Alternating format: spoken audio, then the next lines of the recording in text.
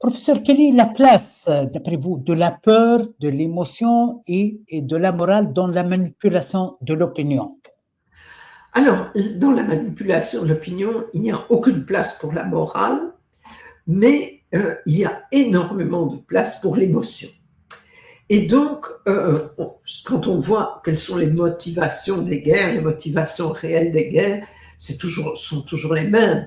Ce sont des motivations de type économique, s'emparer des ressources de l'adversaire, que ce soit le charbon et la sidérurgie, ou que ce soit le pétrole, ou que ce soit aujourd'hui les terres rares, les métaux précieux, etc. Ça, c'est une forte motivation. Et l'autre, c'est une motivation de type géostratégique. L'ennemi a un grand empire et je vais m'attaquer à cet empire pour essayer de le couper en rondelles.